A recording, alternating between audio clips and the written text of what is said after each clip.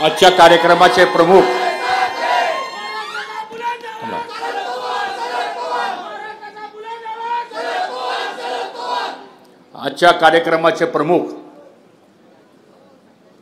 आणि ज्यांनी महाराष्ट्रामध्ये आणि संपूर्ण देशामध्ये आपल्या कर्तृत्वाचा ठसा ज्यांनी उमटवला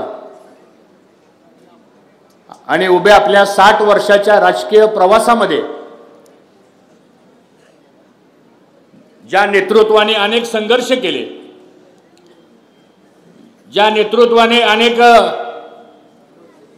सरकारच्या माध्यमातून सर्वसामान्य लोकांना न्याय देण्याची भूमिका स्वीकारली, ते नेते आणि देशाचे नेते आदरणीय खासदार पवार साहेब, मी आपल्या सगळ्या कार्यकर्त्याला विनंती करणार आहे की आपण सर्वांनी टाळ्या वाजवून पहिल्यांदा पवार साहेबांचं या ठिकाणी स्वागत करा।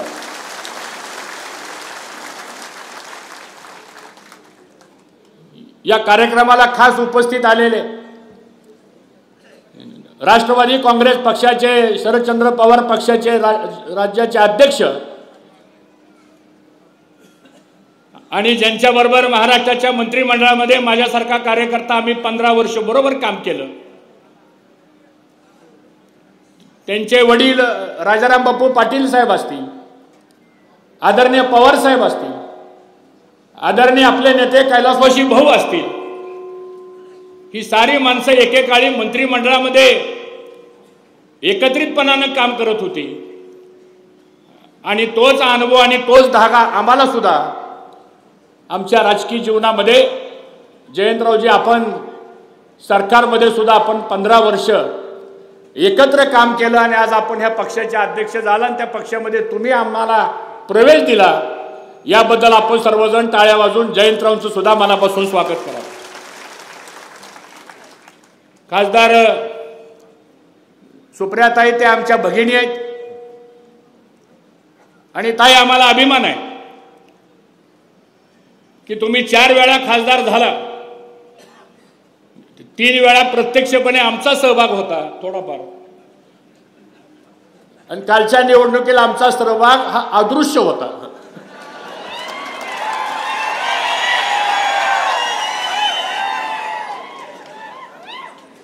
हसला तुम्ही सगळी मनापासून। त्या संसद रत्न आहेत, उत्कृष्ट काम करतात। आज ताई आपण आलात, तुम्ही आम्हाला या पक्षामध्ये येण्याकरता म्हणून आणि एकत्रित काम करण्याकरता म्हणून जो आमच्यावर विश्वास टाकला, याबद्दल ताईंचं सुद्धा आपण सर्वांनी टाळ्या वाजवून या ठिकाणी स्वागत केलं पाहिजे। दुसरे आपल्या सर्वांचे ज्येष्ठ नेते की ज्या मोहिते पाटील घराण्याचा आणि आपला आणि ह्या इंदापूर तालुक्याचा आणि माळशिरस तालुक्याचा साहेब, आपल्यालाही माहिती, सहकार मंत्री शंकरराव मोहिते पाटील साहेब असल्यापासून, भाऊ असल्यापासून, दादा असल्यापासून, धैर्यशील भैया, आपण रणजित वगैरे सगळी मंडळी ही आपण सातत्यानं एका विचारानं राजकारण समाजकारण आपण करतो। ते आपल्या सर्वांचे नेते आदरणीय दादा आपण आलात आणि धैर्यशील भैया मला म्हणाले माझ्या निवडणुकीला दादा अर्धा सेकंड बोलले आणि तुमच्या प्रवेशाला दादा 1 मिनिट बोलले। हे भाग्य आहे आपलं। व्यासपीठावर खासदार आमचे कोल्हे साहेब असतील, खासदार धैर्यशील मोहिते साहेब असतील, अशोकरावजी आमचे जुने सहकारी आहेत साहेब, त्यांचा परवा दिवशी मला फोन आला, मला म्हणले साहेब तुम्ही आला बरं झालं, मलाही आधार झाला। मी म्हणलं अशोकराव मला बरं झालं, तुमचाही आधार मला झाला। आणि म्हणून या सगळ्या व्यासपीठावर बसलेले वेळेअभावी मला माफ करा, सगळेच उपस्थित उत्तमरावजी जानकर असतील, आमचे नारायणआबा असतील, हे सगळी मंडळी आज या ठिकाणी आले, अंकुशरावजी आमचे काकडे असतील, हे सगळे या ठिकाणी आले। राष्ट्रवादी काँग्रेस पक्षाचे तेजसिंग पाटील आणि त्यांचे सगळे सहकारी, सागर बाबा तुझे नाव घ्यावं लागेल मला, सगळेच मंडळी। त्यामुळे कोणी असा गैरसमज करून घेऊ नका, वेळ झालेला आहे।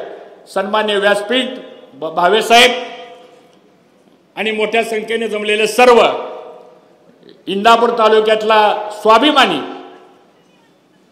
मतदार बंधू भगिनी, महिला वर्ग, पत्रकार आणि माझ्या तरुण सहकारी मित्रांनो, साहेब मी जास्त भाषण करणार नाही, फक्त आभार मानण्यासाठी खरं म्हणजे मी उभा आहे. कारण भाषण काय करायचंय तुम्हाला, तुम्ही जितकं वर्ष राजकारणामध्ये पदाधिकारी म्हणून आपण काम केले तेवढं आमचं वय सुद्धा नाहीये. पण आज आनंद वाटला की मोठ्या भाऊंच्या काळापासून तुम्ही खरं म्हणजे राजकारणाची सुरुवात एकत्रितपणानं केली.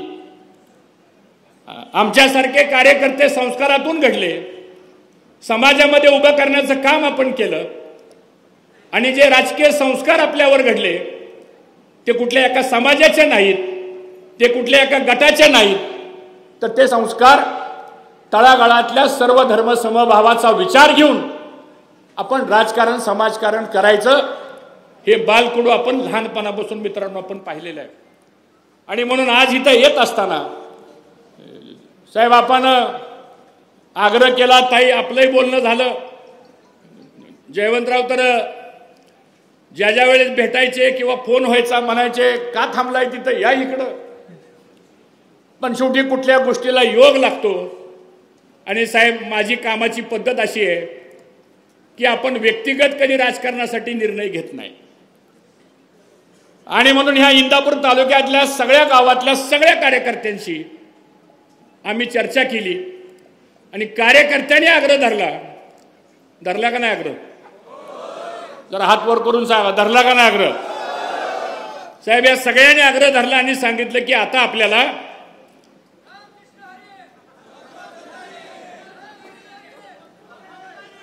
तो तरी वाजली जाता कशाला काळजी करतो. आणि म्हणून सगळ्यांनी आग्रह धरला आणि आपण साहेब या ठिकाणी निर्णय घेतला. तुम्ही आम्हाला सन्मानानं आपल्या पक्षामध्ये या ठिकाणी घेतलं. हा माझा एकट्याचा पक्ष प्रवेश नसून आपण सर्वांनी हात वर करून आम्ही राष्ट्रवादी पक्षात प्रवेश केलेला आहे, अशी संमती आपण सर्वांनी द्यावी ही मला आपल्या सर्वांना विनंती या ठिकाणी करायची. ठरलं ना आपलं. सुप्रियाताई आपण सारखं म्हणायच्या की कार्यक्रम आल्यानंतर फक्त पुरुषच असतात. मी 2 दिवसापासून आमच्या काही कार्यकर्त्यांना सांगितलं की तुला जर यायचं असलं कार्यक्रमाला तर तुझ्या घरच्याला घेऊन ये. आणि मी त्यांना सांगितलं हा नेम माझ्यापासून लागोय, माझी पण पत्नी पुढे बसली सांगतो इथं. जावायला सुद्धा म्हणलं तुम्ही मुंबईवर नाही या, कारण अंकिता एकटीहून चालणार नाही, तुम्ही बी पाहिजे. ते पण आले. तो गमतीचा भाग सोडा, आपण महिलांना सन्मान देण्याचं काम, शेवटी 50% मतदान महिलांचं आहे. आणि एका महिलेला जर निरोप दिला तर पुरुष कदाचित 10 लोकांना सांगणार नाही.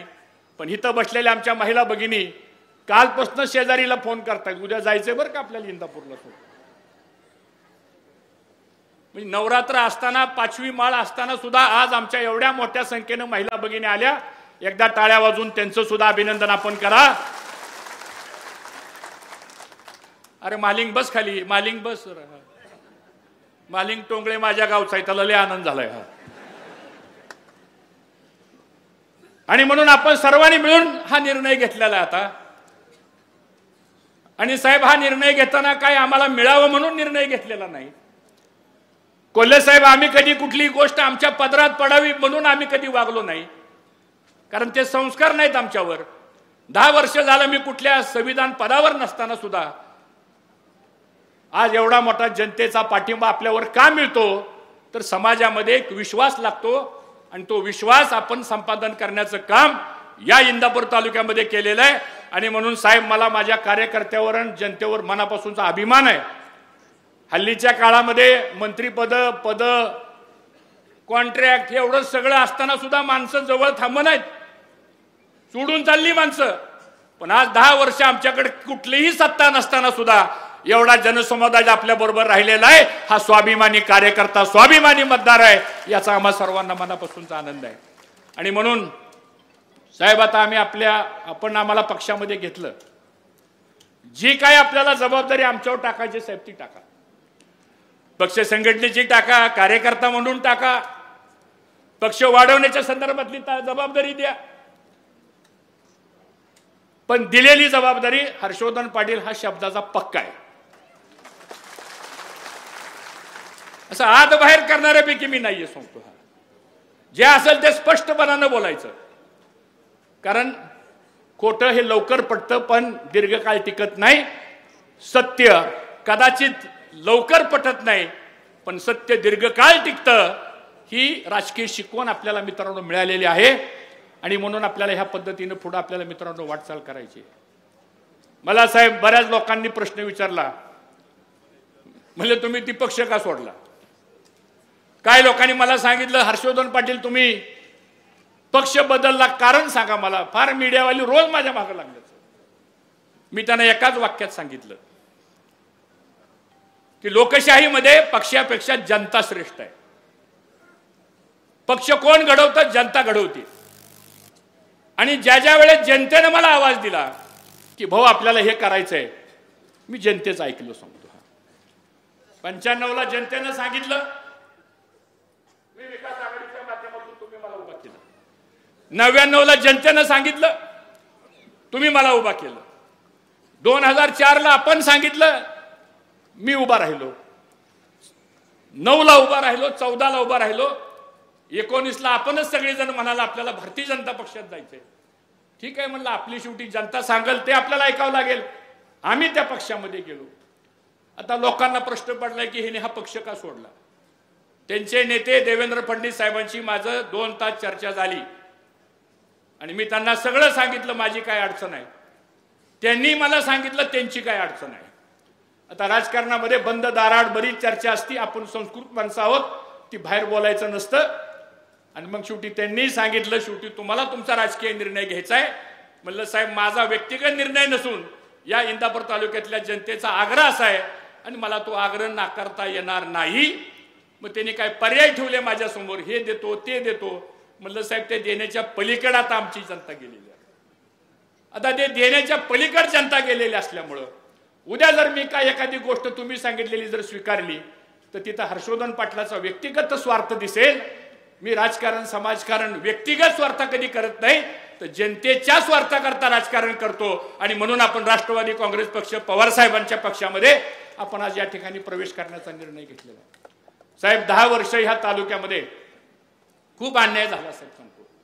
मला जुन्या गोष्टी इथं काढायच्या नाहीत साहेब सांगतो. पण ह्या तालुक्यामध्ये गावगावचा कार्यकर्त्याला विशेषतः मागच्या ह्या 2-3 वर्षात तर खूप त्रास झाला.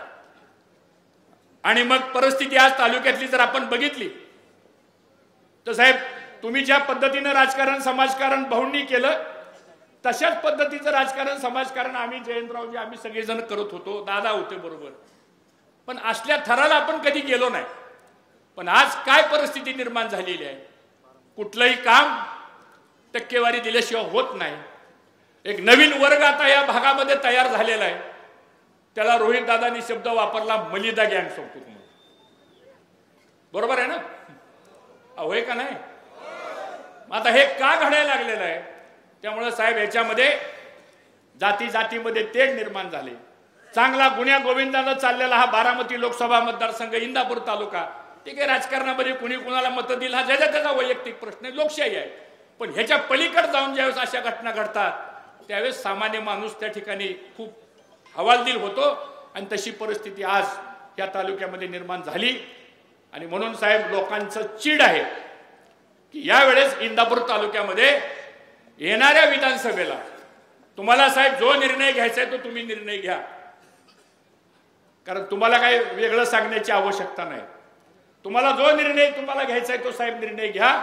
पण मी ह्या जनतेच्या साक्षीने सांगतो, जो निर्णय आपण घ्याल त्या निर्णयाला इंदापूर तालुक्यातली जनता परिवर्तन केल्याशिवाय राहणार नाही. हा विश्वास मी आपल्या सगळ्यांच्या वतीनं या ठिकाणी देऊ इच्छितो. आपल्याला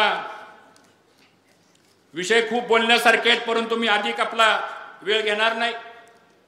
काल आपण चॅनलवरती बघितलं असेल, बिग बॉसचा निर्णय लागला आणि बिग बॉसचा पहिला मानकरी ताई बारामतीचा झाला. त्यामुळे साहेब आता आपण तर बिग बॉस आहातच,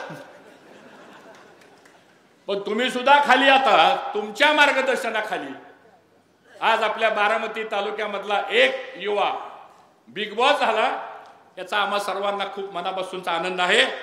आणि म्हणून आता जबाबदारी साहेब आमच्यावर सगळ्या कार्यकर्त्यावर आलेली आहे.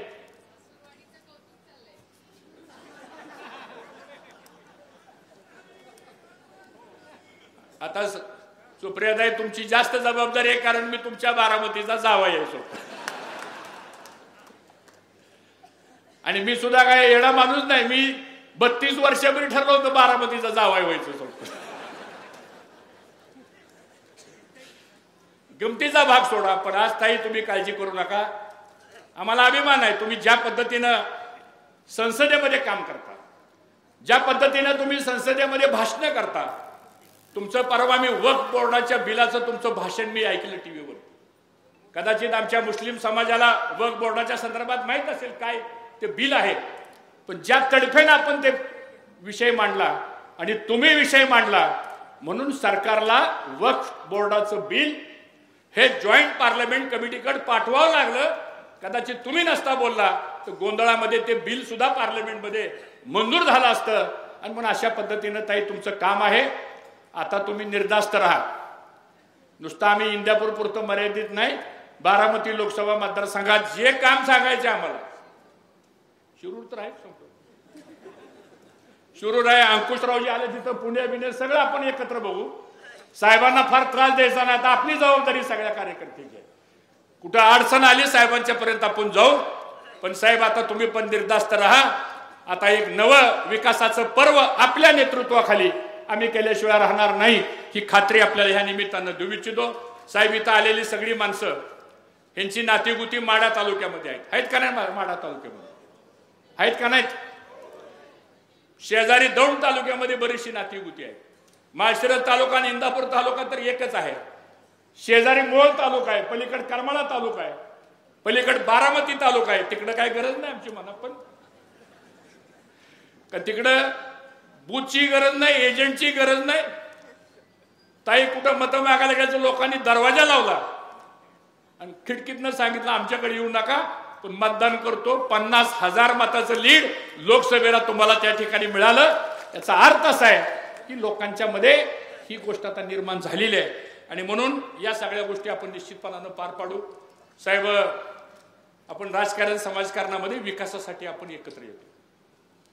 या इंदापूर तालुक्याचा शेतीचा पाण्याचा प्रश्न, 22 गावाचे प्रश्न, नेरा नदी भीमा नदीवरचे बंधाऱ्यांचे प्रश्न, भीमा नेरा बॅकवॉटरवरच्या बुडीत बंधाऱ्यांचे प्रश्न, संसरकट जोड कालवा आहे, खडक वासलाचं पाणी खाली इंदापूर बारामती दौंडला आणण्याचा प्रश्न आहे, भाडगरच्या पाण्याचा प्रश्न आहे, नीना देवधरच्या पाण्याचा प्रश्न आहे, शेटपळ तलाव असेल, वरकुंड तलाव असेल, असे बरेच तलाव आहेत. तरंगवाडीपासून मदनवाडीपर्यंतचे पाझर तलाव आहेत. ह्या सगळ्या प्रश्नामध्ये साहेब शेतकऱ्यांचं हित गुंतलेलं आहे. आणि म्हणून ह्या सगळ्या प्रश्नावर आपल्याला साहेब तुमची आम्हाला साथ असण्याची गरज आहे. MIDC मोठी करायची, आपल्याला बेरोजगारी दूर करायची, शिक्षण क्षेत्रामध्ये इथं बदल करायचा आहे, मेडिकल क्षेत्रामध्ये इथं बदल करायचा आहे आपल्याला. आणि खऱ्या अर्थानं युवा वर्गांची बेरोजगारी सुद्धा आपल्याला ताई दूर करायची आहे. आणि ह्या सगळ्या प्रश्नांच्या बाबतीमध्ये मी आपल्याला ग्वाही देतो. मी माणूस असा आहे कधी कुठल्या गोष्टी कुणाचा या ठिकाणी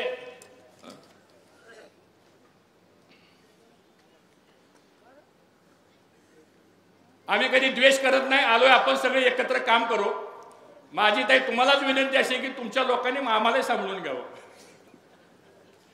त्यामुळे अडचण येणार नाही. काय शेवटी आपल्याला काम लोकांसाठी करायचं, आपल्याला एकत्रितपणानं आपल्याला काम करायचं आहे.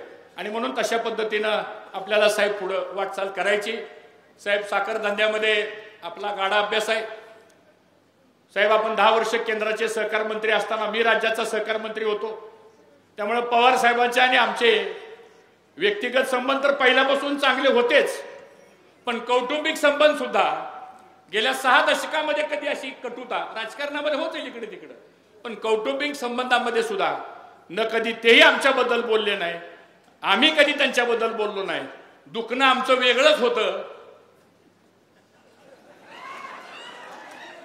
ते आता बाजूला गेलं.